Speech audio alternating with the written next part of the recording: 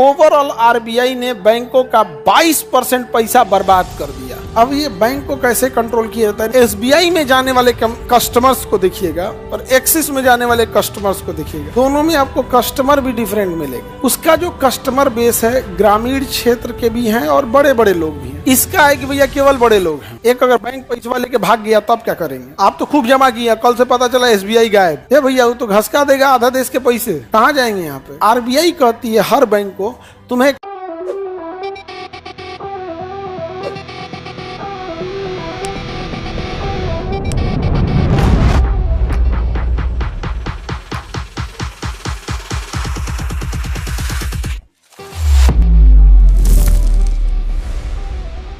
Reserve bank of India RBI बैंकों का bank है, तो इसके नीचे बाकी बैंक हैं। बाकी सारे बैंक क्या है इसके नीचे? चाहे वो आपका पीएनबी बैंक हो, पीएनबी जैसा सरकारी हो, एक्सिस जैसा मतलब प्राइवेट बैंक हो, या एसबीआई जैसा जाइंट बैंकिंग सिस्टम हो। भैया एसबीआई बहुत भीड़ भाड़ वाला बैंक, बहुत भीड़ रहता है एसबीआई में। कई बार हम लोग ये देखते हैं कि एसबीआई के वो, तो दोनों में अंतर दिखेगा। एसबीआई में जाने वाले कस्टमर्स को देखिएगा और एक्सिस में जाने वाले कस्टमर्स को देखिएगा, दोनों में आपको कस्टमर भी डिफरेंट मिलेंगे। उसका जो कस्टमर बेस है ग्रामीण क्षेत्र के भी हैं और बड़े बड़े लोग भी हैं। इसका है कि भैया केवल बड़े लोग, केवल कैसे लोग हैं यहाँ पे? वहां तो स्कॉलरशिप वाला भी जाएगा, भैया हमको सरकारी पैसा आ रहा है, स्कॉलरशिप वो भी चाहिए हमको, समझ में आ गया कि नहीं आ गया?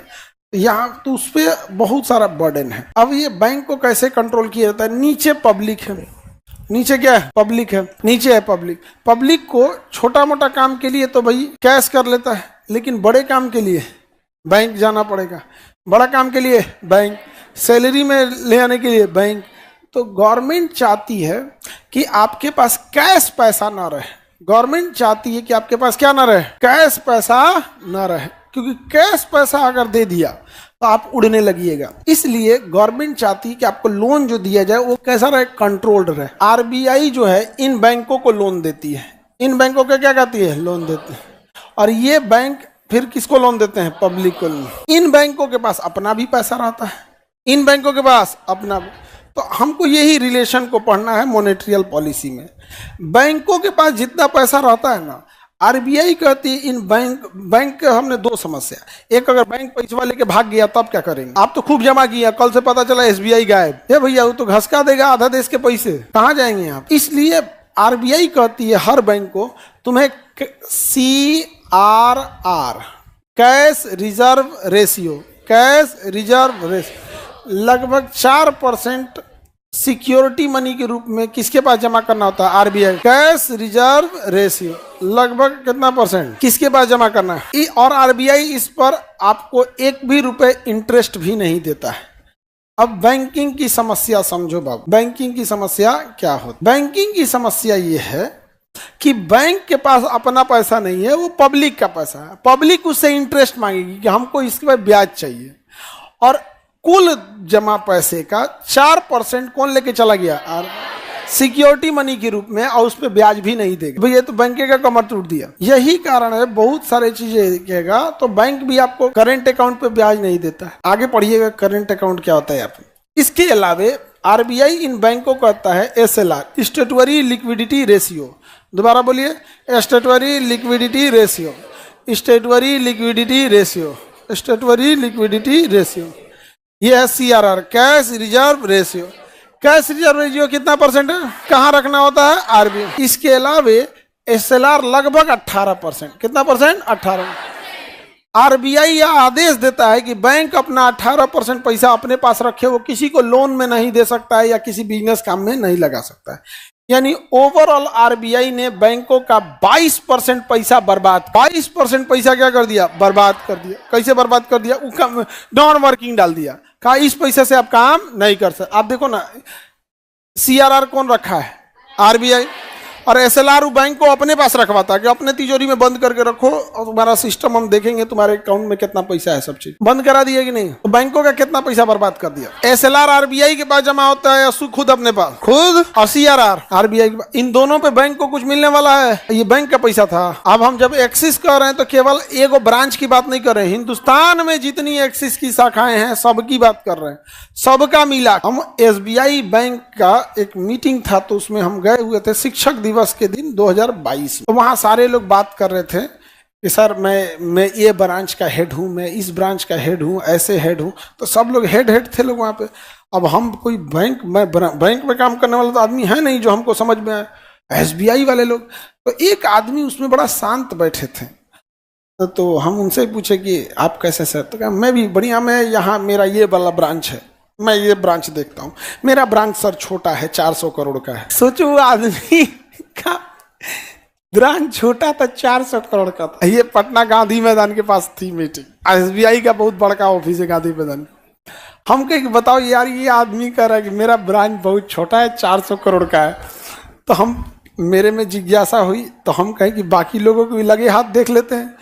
तो उसमें एक आदमी कह रहे हैं कि मेरा 1500 करोड़, कोई 2200 करोड़। या हम कहाँ फंस गए हैं हम चाय पिए निकल गए कि भाई ये तो लगता है धन कुबेरों के बीच में हम फंस गए हैं हम 200-300 रुपया लेके पढ़ाने वाला आदमी ये 400-500 करोड़ वाला के बीच में हम फंस गए। तो उन लोग के पास इस लेवल का सोचिए, ये एक ब्रांच की बात कर रहे थे, मतलब जो हेड ब्रांच थे, जो किसी का जैसे बढ़िया एरिया में है तो उसका ठीक ठाक आ गया है होते हैं। तो ये एसएलआर सीआरआर समझ में आ गया। अब एक बात बताइए, अगर एसएलआर की मात्रा हम 18 से बढ़ा के कह दे कि बैंकों को 40% रखना पड़ेगा, तो बैंकों के पास पैसा बढ़ेगा कि घट जाएगा? घट जाएगा। तो पैसा को कहते हैं तरलता, लिक्विडिटी। क्या कहेंगे? लिक्विडिटी, यानी तरलता। कैश में खर्च करने वाला मूवेबल पैसा को क्या कहते हैं? तरलता। क्या कहेंगे? तरलता। क्या कहेंगे? तरलता। आपके जेब में जितना पैसा है वही आपकी तरलता है, आपके जेब में जितना पैसा है वही आपकी तरलता। आपका खेत आपका तरलता है, माता जी का गहना जो तुरंत कैश हो सकता है, जो तुरंत काम आ सकता है, वही क्या होता है? तरलता। तुरंत पैसा दीजिए काम करिए, वही क्या है? तरलता। एक बार क्वेश्चन पूछा था, ध्यान से समझिएगा। आरबीआई द्वारा एसएलआर में वृद्धि कर देने के बाद, आरबीआई द्वारा एसएलआर में वृद्धि करने के बाद बैंक जो कर्ज देते हैं, बैंक जो कर्ज देते हैं उसमें बढ़ोतरी होगी या गिरावट? क्या हो जाएगी? गिरावट। अब भैया वहीं बर्बाद कर दिया 40%। तो भैया अगर वो 40% आरबीआई नहीं कहता रखने के लिए तो बैंक दे देता। बैंक का तो मेन काम है ज्यादा से ज्यादा ये लोन दे दो, क्योंकि क्या आएगा? ब्याज आएगा। क्या आएगा? ब्याज आएगा। आगे बढ़े। सर गलती से मुंबई में घिर जाएंगे तब क्या होगा? देखो मुंबई में तुम लोग गए नहीं, कभी आप में गए होंगे। मुंबई में एक चीज अच्छा लगता है, जानते हो क्या? वहां कोई इंसान इस बात पे घमंड नहीं करता है कि मेरे पास 500 करोड़ रुपया है। वहां ना नॉर्मल देखे हम, मर्सिडीज लगा के आएगा, पार्किंग में गाड़ी खरीदेगा, खड़ा कर देगा, हाफ पैंट पे समुद्र के किनारे दौड़ेगा। अपने यहाँ तो भैया खाली ईएमआई पे बोलोरो निकाल लिया तो भर गांव रौंद देगा। ईएमआई पे आईफोन लेके रौंद देता है भर गांव। नहीं समझ में गया? मुंबई में ये सब चीजें बहुत हैं वहां पे। अच्छा, मराठी रहते भी गंभीर हैं, मराठी हैं सब, ऐसा नहीं कि मतलब बहुत गंभीर रहते हैं। ऑब्वियस सी बात है भैया, भारत की आर्थिक राजधानी बन पाई है तो वहां पे इकोसिस्टम होगा, उस लायक चीजें होंगी, चाहे वहाँ का बिजनेस माहौल हो, वहाँ का वातावरण हो, लोगों का सहयोग हो, तब न हुआ है। दुनिया के सारे इंजीनियर अमेरिका ही क्यों भागते हैं? वहाँ उस तरह से माहौल है, विदेशियों के साथ भेदभाव नहीं है, तब ना। हमारे यहाँ तो मुजफ्फरपुर का आदमी अगर पटना में मकान खरीद लेता है तो पटना का आदमी कहता है बाहरी है। ये भैया गंगा ऊपर का है। तुम लोग ज्यादातर बच्चे बिहार के हो, क्योंकि ऑफलाइन क्लास है तो अगल बगल के, ऑनलाइन वाले में तो हर स्टेट के हैं। आपके मकान मालिक लोग आपको अपना बोलते हैं कि बाहरी बोलता है? तो लो, यहाँ उसी स्टेट का आदमी उसी स्टेट में अपना नहीं कहला पाता है। नहीं समझे? तुम दिल्ली जाओगे तो दिल्ली में बहुत सारे ऐसी सोसाइटीज है जो मिक्स सोसाइटी है, वो कोई आके कहीं रह जाता है। लेकिन कुछ ऐसे एरिया है जहाँ फिक्स है कि ये एरिया में ज्यादातर बिहारी लोग। ऐसे भी कुछ जगह है, हालांकि फिक्स है। दिल्ली काफी इंटेलेक्चुअल हो चुका है, काफी वर्सेटाइल हो गया है दिल्ली। तो माहौल देंगे तब तो उस टाइप का। तो मुंबई आज आर्थिक राजधानी हुई है, क्यों? माहौल है उस टाइप का। तभी जाके कोई चीजें क्या होती हैं, डेवलप रहती हैं। तो ये तो दोनों में अंतर समझ आ गया। अब हम आगे बढ़ते हैं।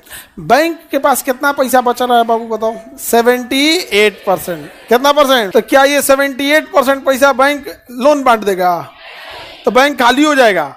अरे भैया, उसको कम से कम 30% पैसा डेली लेन देन के लिए रखना है। 30% पैसा किसमें रखना है? डेली लेन देन के लिए रखना है। उसके अलावा अपने स्टाफ सैलरी, ये सब चीजों का भी तो उसको पास चाहिए कि नहीं चाहिए?